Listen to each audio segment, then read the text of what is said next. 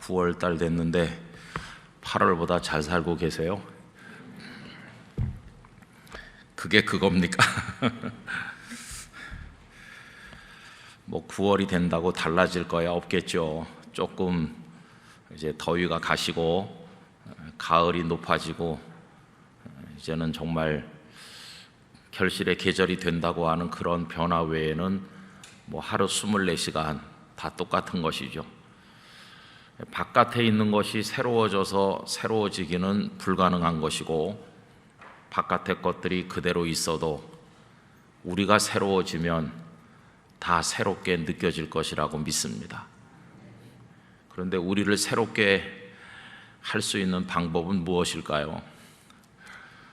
어렸을 때 같으면 생활 계획표 다시 짜서 붙이고 뭐 그런 거 할 텐데, 여러분, 우리를 새롭게 하시는 분은 주님이십니다. 우리 안에 새로운 영을 창조해 주실 분이 주님이십니다. 세상에 부질없는 거 많이 붙들고 살았었는데 방금 부른 찬양처럼 주님의 십자가 붙들고 날마다 우리를 새롭게 해서 살아가기를 원합니다. 그동안 우리가 빌라도와 예수님 사이의 대화를 생각을 해봤었는데요, 오늘 저녁에는 그 중에 짧은 대화 하나를 통해서 우리가 세상을 살아가는 그리스도인으로서 꼭 명심하고 살아야 될 한 가지 주제를 생각해 보려고 합니다. 빌라도가 예수님을 이렇게 몇 가지 점에서 바라보고 질문하고 또 예수님 대답하시고 이렇게 한 다음에 빌라도의 마음속에 내려진 결론이 있었죠. 그것은 이 예수라는 선생은 십자가에 죽을 만한 죄가 없다, 죄를 찾지 못하겠다, 이런 결론에 도달했습니다. 그래서 어떻게 해서든지 나름대로 예수님을 놓아드리려고 애를 썼다는 것을 우리가 요한복음에서 살펴보았습니다. 그러나 예수님을 끌고 왔던 유대 지도자들은 막무가내였죠. 그러면서 새로운 이야기가 한마디 나왔는데, 처음에는 유대인의 왕이라고 한다 하는 말만 했던 그들이 하나님의 아들이라고 합니다 하는 말을 했을 때 빌라도는 더 깜짝 놀랐습니다.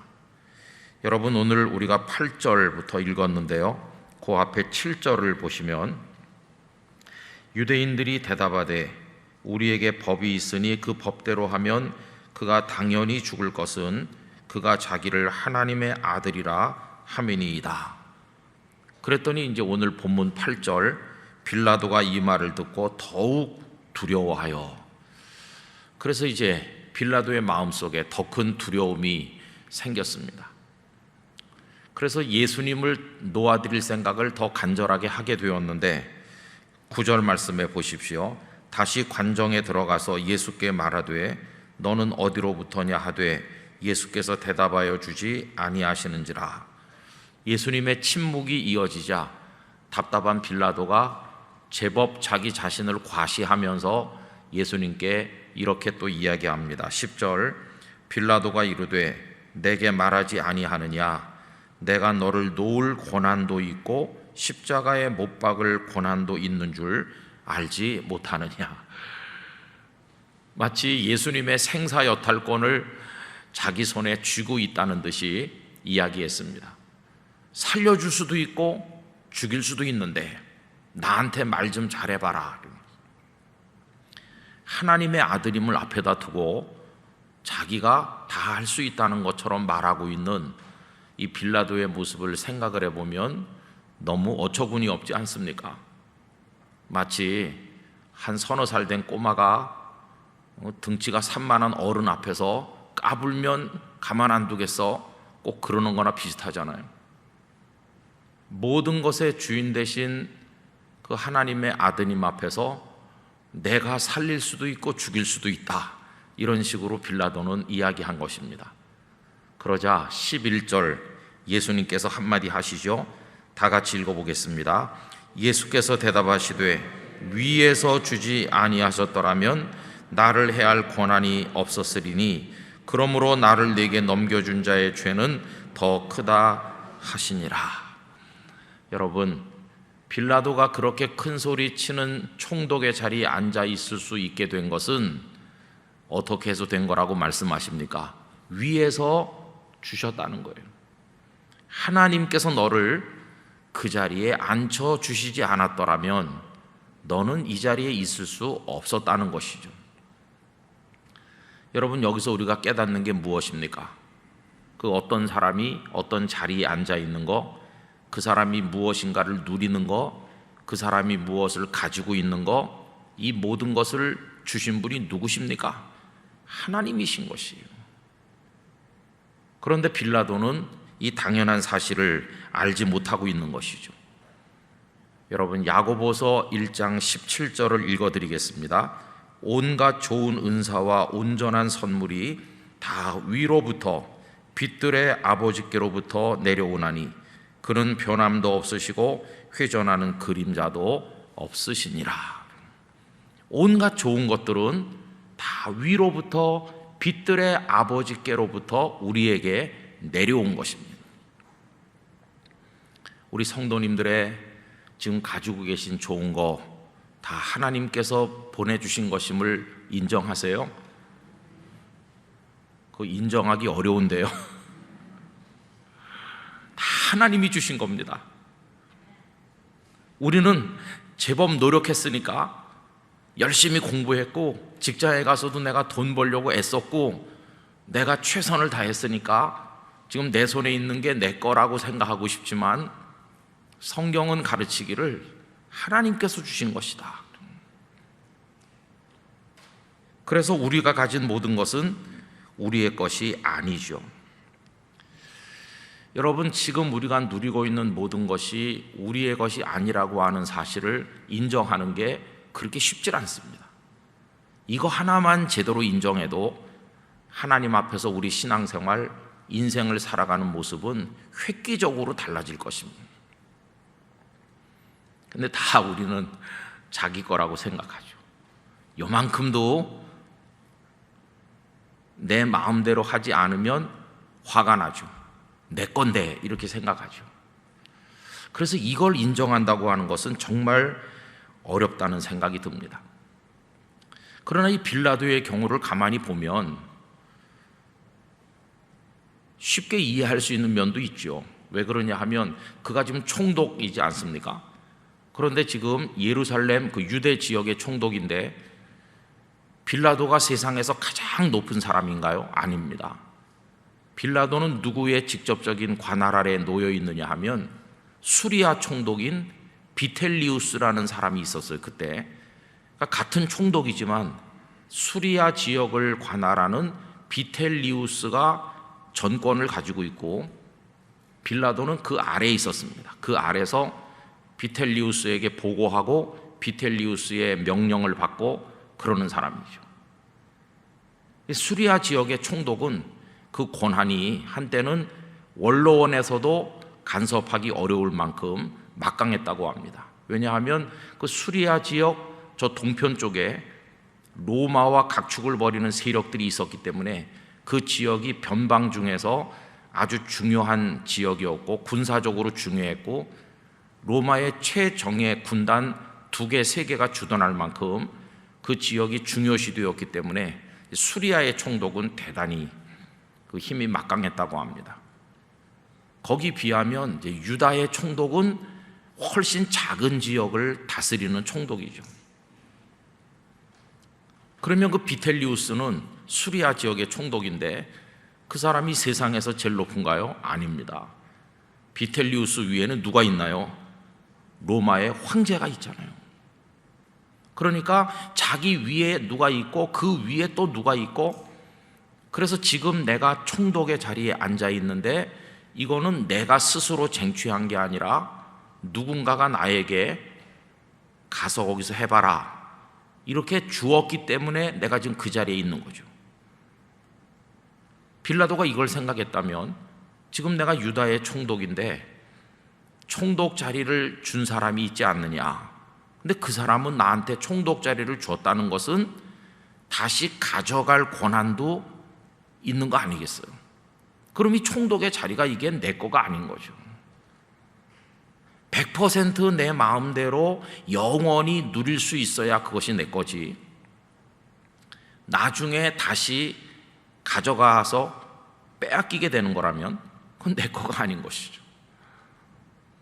그럼 여러분, 로마 황제는 가장 높은 존재입니까? 아닙니다. 요즘에 우리가 다니엘서를 읽고 있는데 이 세상의 왕들을 패하기도 하시고 세우기도 하시는 분이 누구십니까? 하나님이십니다. 하나님께서 모든 것을 관장하시고 누구를 왕으로 세우기도 하시고 패하기도 하시고, 사울을 이스라엘의 초대 왕으로 세우기도 하시고 패하기도 하시고, 다윗이 마음에 들어서 다윗을 그 자리에 대신 앉히기도 하시고, 그게 다 하나님께서 하시는 것입니다.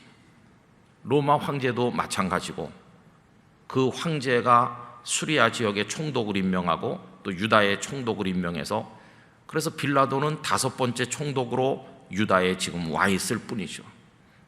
그런데 지금 예수님 앞에서 그는 하나님의 아드님 앞에서 내가 살릴 수도 있고 죽일 수도 있다는 식으로 그게 자기의 권한이고 자기 권력인 것처럼 이야기하고 있죠.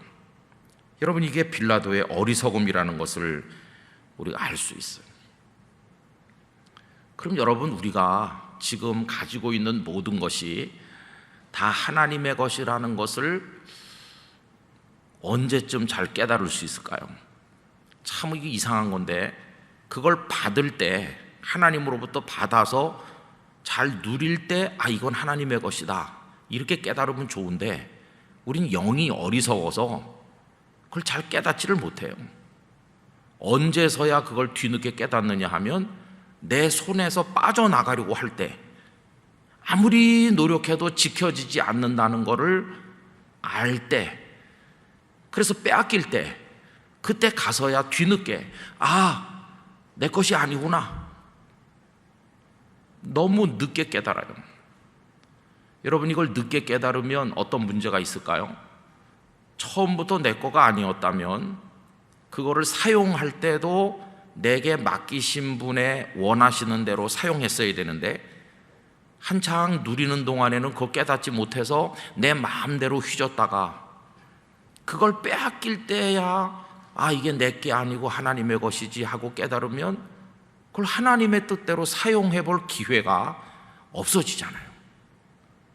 그러니까 이거는 가급적 일찍 깨달을수록 하나님의 영광을 위해서 살아갈 수가 있다는 것입니다. 한시라도 빨리 우리 마음속에서부터 우리의 모든 것이 하나님의 것임을 깨닫게 되기를 원합니다. 아까 사울 왕 이야기를 했는데, 사울은 그 왕의 자리가 하나님이 주신 걸 알았죠. 제비뽑기를 해가지고 사울이 뽑혔을 때, 그는 처음에는 겸손한 사람이어서 짐짝 사이에 숨어서 앞에 잘 나오지 않았던, 겸손하고 부끄러움도 많았던 사람으로 우리가 이해합니다. 그런데 나중에 어떻게 된 일인지 아나 무인이 돼버렸어요. 하나님의 말씀에도 불순종하고 해서는 안 될 일을 자기가 하기도 하고 하나님의 마음을 아프게 했어요. 그리고 나중에 하나님께서도 그를 버리게 되셨는데, 사울은 다윗을 정적으로 생각하면서 다윗이 점점 견고해지고 강성해지는 걸 두려워하면서 다윗을 죽이려고 집요한 노력을 했습니다. 본인이 직접 출동할 때도 있고 자객을 보낼 때도 있고, 하여튼 다양한 방법으로 다윗을 제거하고 이 자리 이거 내 건데 지키겠다, 이렇게 했죠. 그런데 사무엘상 24장에 가보면 아무리 자기가 그 자리를 지키려고 노력해도, 다시 말하면 다윗을 죽이려고 노력을 해도 안 된다는 걸 알았을 때 그는 깨닫습니다. 아, 이게 지킬 수 없는 거구나, 다시 말하면 내 자리가 아니로구나 하는 것을 그가 알아요. 언제 그가 깨닫느냐 하면, 다윗이 사울을 죽일 수 있는 기회가 2번이나 있었잖아요. 그런데 사울에게 손을 대지 아니하고 옷자락만 베어가지고 물병만 들고 다윗이 떠나지 않습니까? 그 일이 있은 다음에 사무엘상 24장 20절에서 사울이 다윗에게 이렇게 말하는 대목이 나옵니다.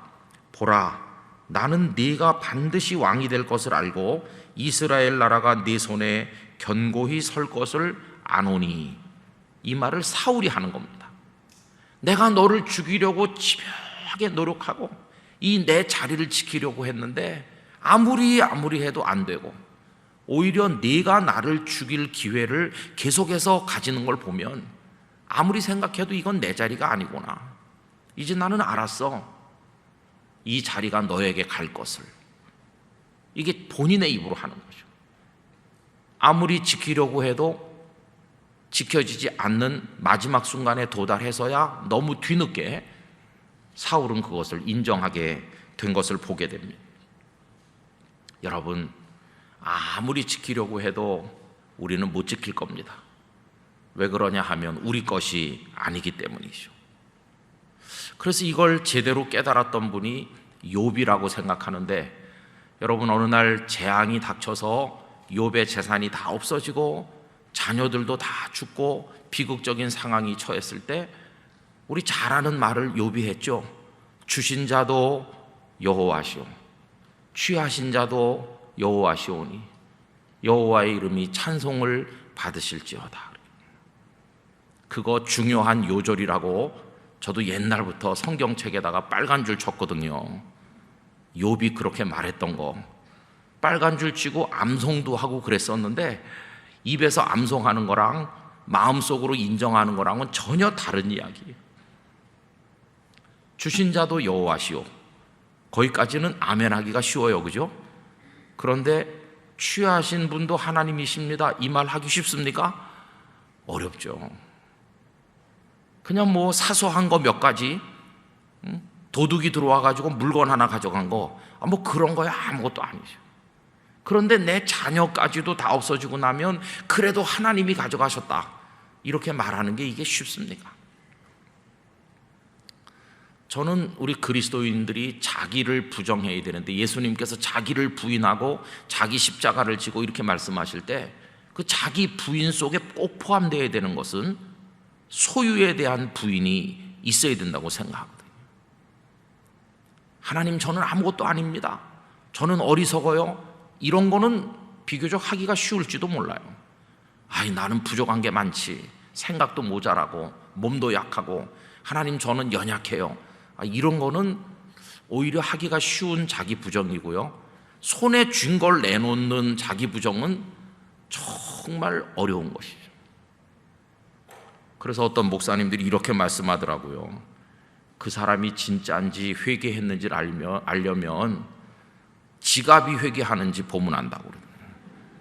지갑이 회개하는지 그게 어렵다는 거예요.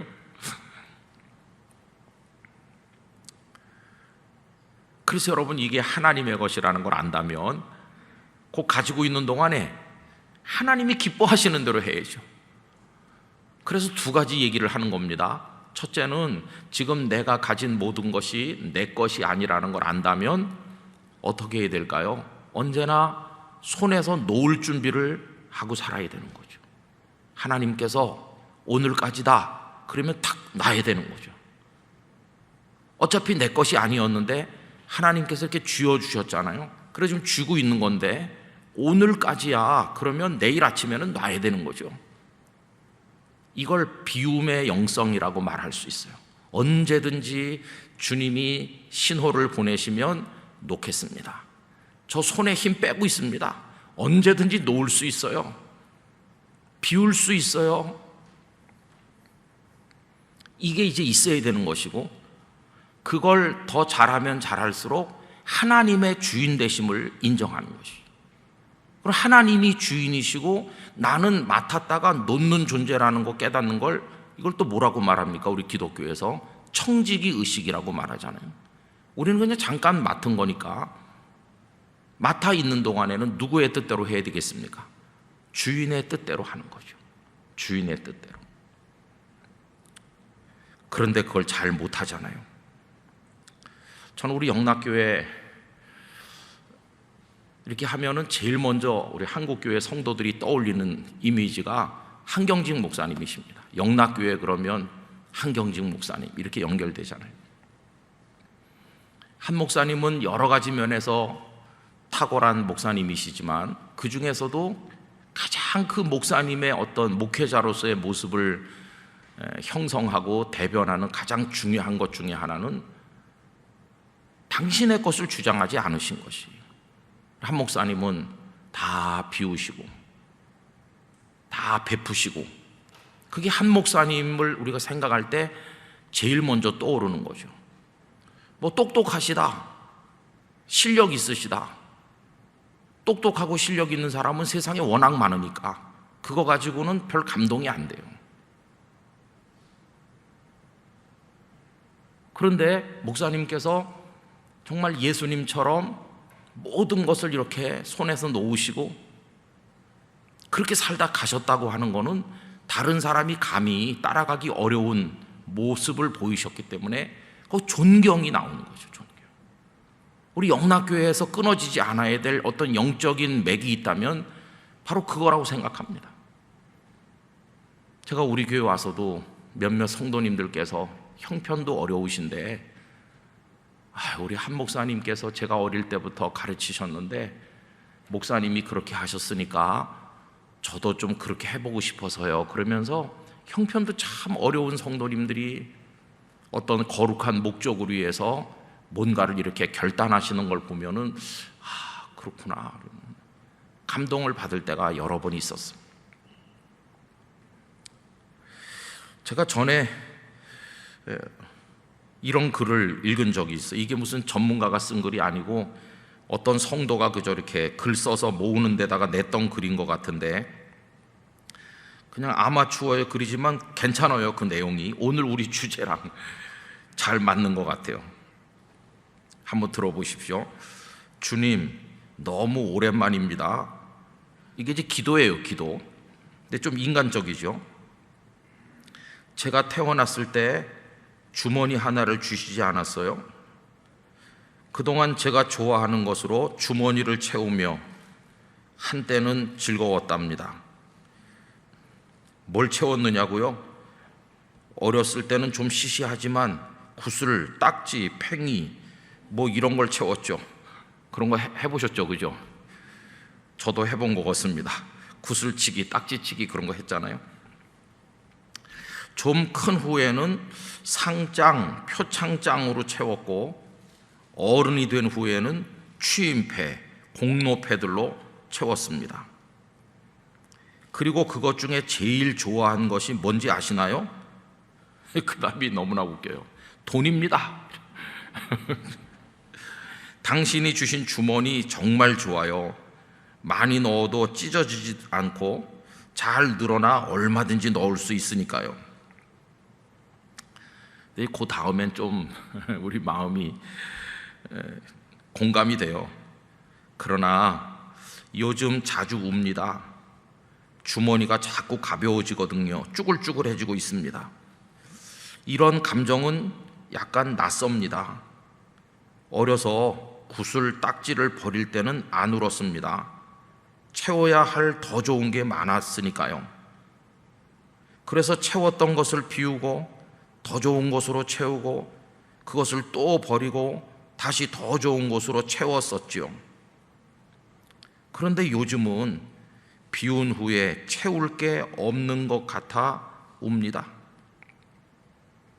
당신께서는 비우지 말고 채운 채로 두면 될 게 아니냐고 물으시겠죠. 그런데 지금 채워져 있는 것들이 이제는 시들하거든요. 하나도 기쁘지 않습니다. 그리고 우는 이유가 또 하나 있답니다.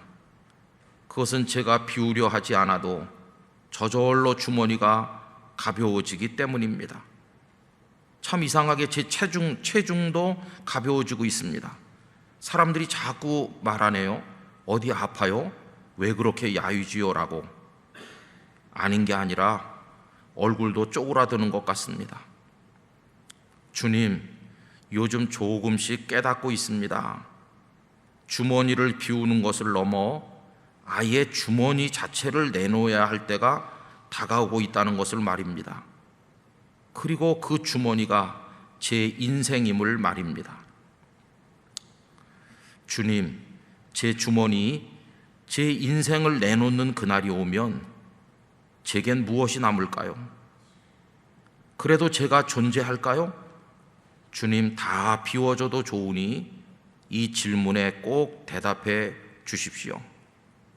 다 비워지는 그날에도 제가 존재할 것인지를요, 간절히 답을 기다리는 당신의 종이 기도드립니다. 무슨 얘기인지 좀 느껴지셨어요? 아마 이분이 좀 늙으신 분인 것 같아요. 아마 한 70세는 되신 분이 쓰신 글인가 그런 생각이 들었어요. 주머니 하나씩 받았죠. 우리 인생이죠. 그 인생의 주머니에다가 많이 이렇게 집어넣었어요. 장난감도 집어넣고 크면서 그거 꺼내서 버리고 다른 거 채우고 이렇게 계속 하고, 제일 좋아한 건 돈이라고 그러면서 돈도 많이 채우고. 근데 계속 그 주머니가 빵빵하길 원하는데 자꾸만 이렇게 쭈글쭈글해지면서 그게 가벼워지고 있고, 언젠가는 주머니 자체를 그냥 통째로 다 내드려야 될 때가 온다는 걸 알기 시작했다는 거죠. 주머니가 인생 자체인데 다 내드리고 나면 나라는 존재가 그때도 존재할까? 이런 기도를 하나님 앞에 드리는 것이죠. 여러분, 생명도 하나님의 것입니다. 내 생명이 아닙니다. 생명이 있기 때문에 시간이 주어지잖아요. 생명은 곧 시간으로 전환돼서 우리에게 주어지는 거니까, 생명이 있다는 건 그 사람에게 시간이 있다는 말과 동의어죠. 근데 그 시간도 우리 것이 아니니까 우리는 내일 만나요 이렇게 말하지만 우리에게 사실은 내일은 없는 것입니다. 내일은 하나님께 있는 것이지, 그 내일을 하나님께서 우리에게 주시지 않으면 우리는 오늘이 끝이죠. 시간뿐이겠습니까?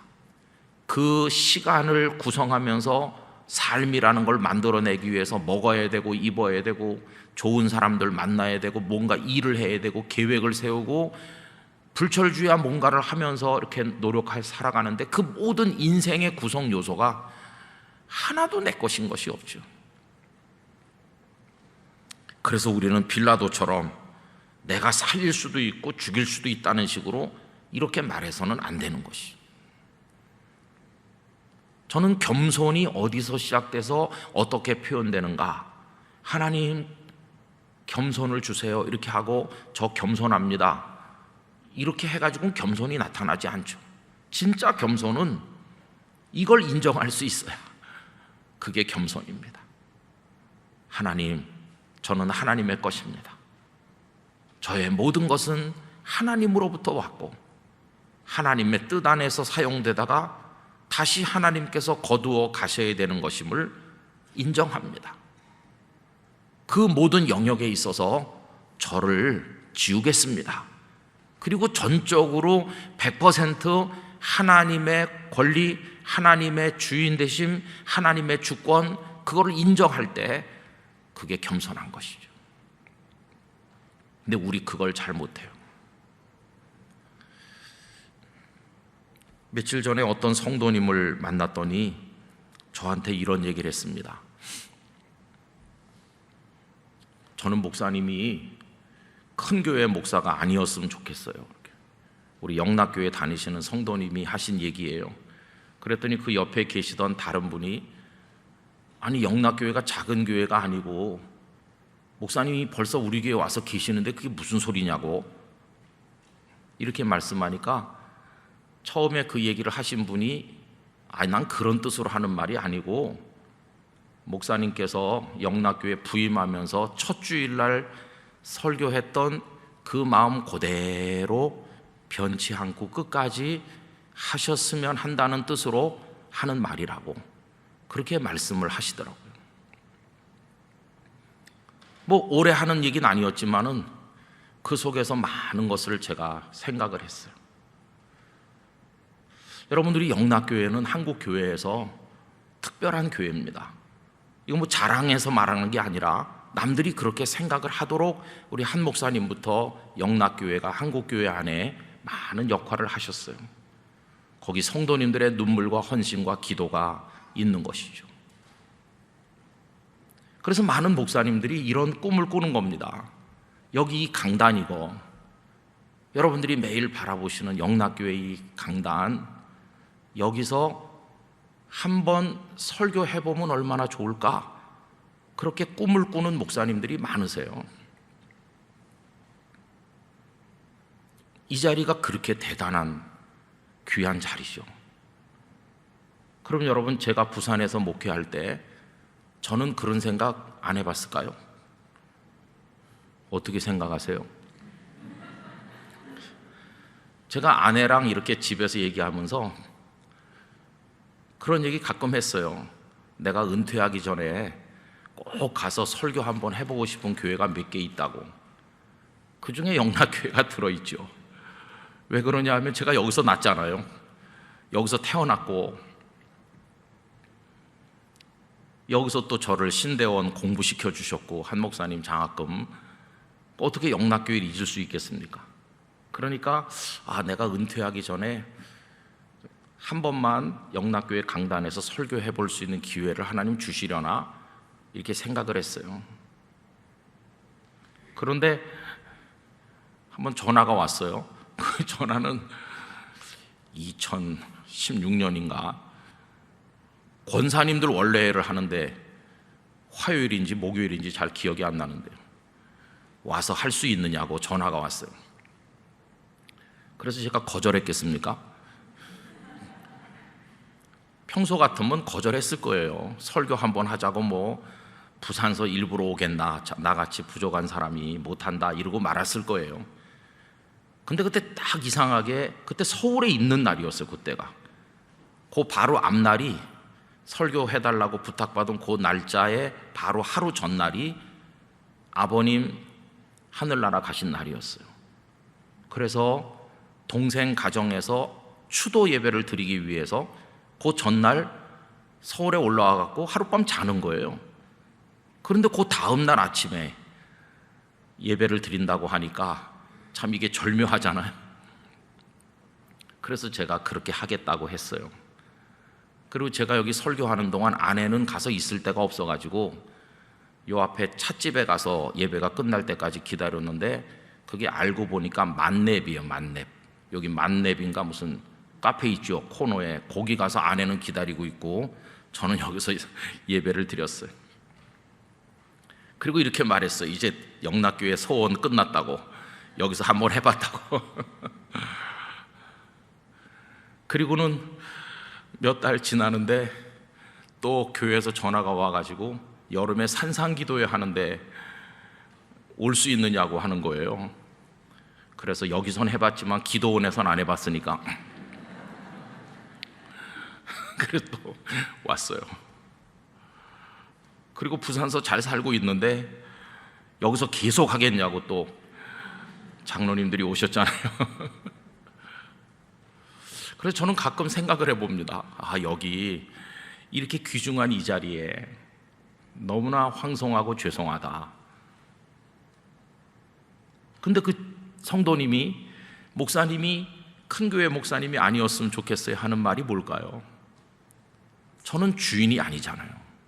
하나님 앞에서 이게 제 겁니까? 아닙니다.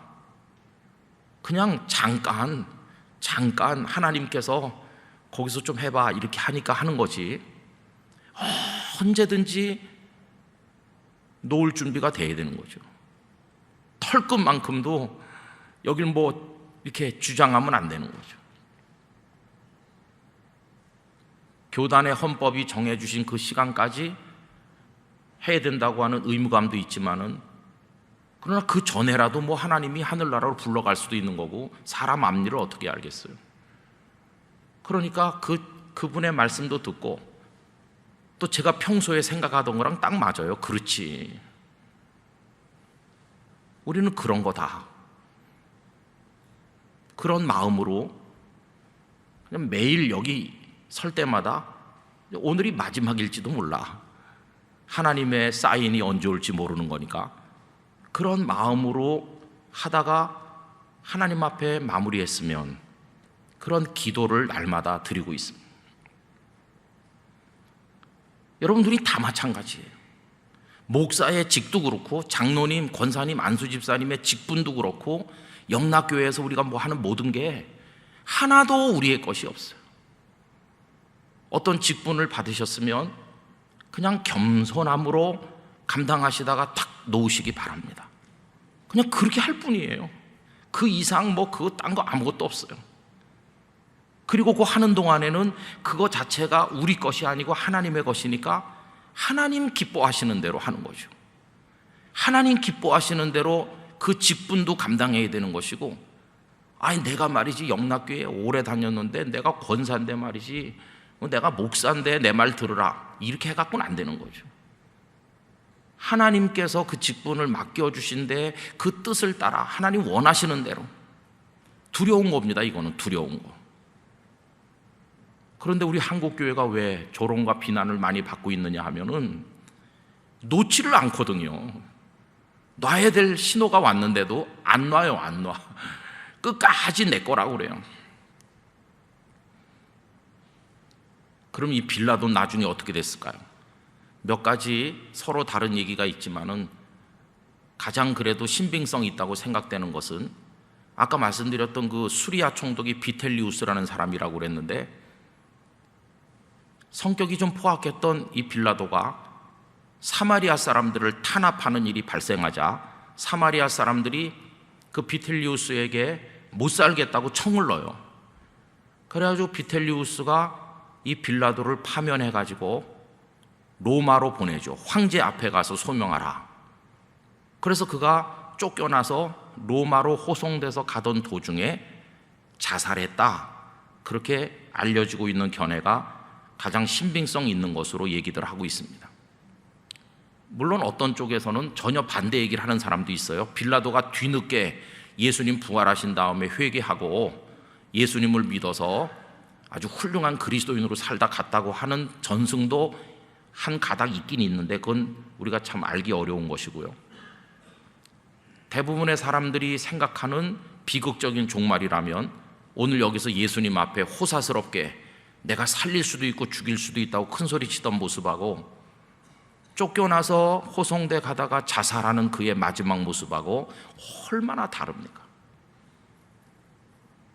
그래서 저는 이런 소원을 가집니다. 우리가 하나님 앞에 예배드리고 많은 주님의 봉사를 하고 또 뭐 헌신하고 기도도 하고 하지만 결국은 모든 것이 하나님의 것임을 인정하는 여기서 출발되지 않으면 모든 것들이 거짓될 수밖에 없을 것이라고 생각합니다. 오늘 저녁에 가정에 계신 많은 성도들, 그리고 오늘 여기 예배당까지 시간을 내서 올라오신 많은 성도들, 여러분 여기 왔다 가시는 거가 이게 하나님의 은혜로우신 허락 안에서 이루어졌다는 것을 감사하시기 바랍니다. 내 사지백체의 건강을 주시고, 그리고 내가 지각을 가지고 예배당을 찾아올 수 있고 여기서 같이 예배드리고 이제 집으로 또 돌아갈 수 있도록 모든 걸 할 수 있도록 주신 분이 하나님이신 것이죠. 다 이건 하나님의 것입니다. 그게 바로 겸손의 시작이죠. 우리 한 목사님은 그걸 우리들에게 보여주셨다고 생각하는 것입니다. 우리 예수님은 어떠셨나요? 예수님은 하나님의 아들로 표현되셨지만 하나님과 동등한 본체를 가지셨지만 빌립보서 2장 5절 이하에 보면 하나님과 동등됨을 취할 것으로 여기지 아니하시고 오히려 자기를 비워 케노시스라고 하잖아요. 종의 형체를 가져 사람들과 같이 되시고 죽기까지 복종하셨다. 예수님은 당신의 이 땅에서 누리시는 그 33년여의 시간과 당신의 생명까지도 성부 하나님의 뜻을 이루기 위하여 다 바치셨죠. 당신의 모든 것을 십자가에다 던지셨는데 그거는 성부 하나님의 원하시는 바를 이루시기 위해서예요. 예수님도 그러셨다면 하물며 우리야 더 말할 게 뭐가 있겠습니까? 그러니까 우리 같은 사람을 불러서 생명도 주시고 건강도 주시고 직분도 주시고 뭔가를 하게 하실 때 우리는 그 모든 걸 동원해서 그것들을 맡겨주신 하나님의 뜻을 이루는데 헌신해야 될 줄로 아는 것입니다. 그래서 돈을 쓸 때도 시간을 사용할 때도 뭔가를 할 때도 하나님 기뻐하실까? 이렇게 질문해 보는 것은 참 좋은 영적 습관이라고 생각합니다. 하나님 이렇게 하면 좋아하실겠어요? 내가 이렇게 행동하면 하나님 기뻐하실까? 주인이신 하나님께서 어떻게 생각하실까? 이게 우리들을 컨트롤하고 우리 언행심사, 우리의 모든 걸 갖다 걸러주는 역할을 한다면 우리들은 결코 삐뚤어지지 않고 하나님의 뜻을 이루는 사람으로 살아갈 수 있을 것입니다. 그래서 부끄럽지 않게 살다가 하나님께서 오늘까지다 이렇게 말씀하시면 탁 놓고 가는 거죠. 저는 그런 의미에서 아주 멋진 우리 믿음의 선배가 계시다고 생각합니다. 다른 분이 아니라 모세죠. 모세. 여러분, 모세는 가나안 땅에 대한 집념이 너무도 강했어요. 그 가나안 땅에 백성들과 같이 들어가서 거기 디뎌보고 거기서 살아보고 그 가나안 땅의 축복을 누리고 싶은 가슴이 얼마나 이게 컸겠어요. 그런데 어느 날 하나님께서 모세야 여기까지다 이렇게 하시니까 한번 말씀해 봤죠. 하나님 저 가나안 땅 좀 안 될까요? 여기까지야 하니까 더 말하지 않았어요. 비스가산 꼭대기에 올라가서 한번 휘둘러 보고 그리고는 딱 내려놨어요. 그리고 하나님께로 가신 거죠. 여러분, 우리의 마지막이 그럴 수 있다면 얼마나 아름다울까 그런 생각을 해봅니다. 오늘 제가 드린 이 말씀은 신앙생활 오래 하신 성도들은 너무도 잘 알고 계시고 설교도 수백 번 들으셨을 그런 주제입니다. 그렇죠? 그러나 너무도 많이 듣고 알고 있지만은 이걸 정말로 인정하고 고백하고 그렇게 사는 것은 가장 어려운 이야기입니다. 그래서 오늘 이 예배가 끝난 것으로 다 이해했다고 생각하지 마시고 계속해서 묵상해 보시길 바랍니다. 다 하나님의 것이라는 것과, 그래서 언제든지 놓을 준비가 되어 있어야 된다는 것과, 하나님의 뜻대로 그걸 사용하면서 살아야 된다고 하는 이 단순한 원리들을 계속 묵상하시고 숙고하시면서 작은 부분에서부터 이렇게 전환해 보시기를 바랍니다. 하나님의 것인데 이렇게 하면서 살면 우리 인생의 방향이 너무나 많이 달라질 것입니다. 인생 자체가 달라질 것입니다. 그렇게 해서 영락교회 성도들 모두가 하나님이 기뻐하시는 삶의 열매를 맺게 되기를 간절히 기원하는 것입니다. 하나님 영광 받으실 것입니다. 그렇게 할 때 우리를 더 지켜주실 것입니다. 내가 나를 기쁘게 하지 않느냐. 그런 은혜의 삶이 이어지기를 주님의 이름으로 축원합니다. 기도하겠습니다. 아버지 하나님, 우리가 누리는 모든 것이 다 아버지의 것입니다. 아버지께서 주인이심을 고백합니다. 그러므로 아버지께서 다시 거두어 가실 권한이 있으심도 인정하게 하여 주시옵소서. 그렇다면 저희가 주인이 아님을 알게 하사 주인 되신 하나님을 기쁘시게 하는 삶을 살게 하여 주시옵소서. 우리 안에 끊임없이 끓어오르는 탐심과 욕망을 버리게 하여 주시옵시고 주인인 척하는 어리석은 모습을 제거하여 주시옵소서. 하나님께 모든 것을 연결하여 하나님의 뜻대로 살아갈 때 그때 누리는 자유와 기쁨이 영락교회 성도들에게 충만하게 하여 주시옵소서. 예수님의 이름으로 기도드리옵나이다. 아멘.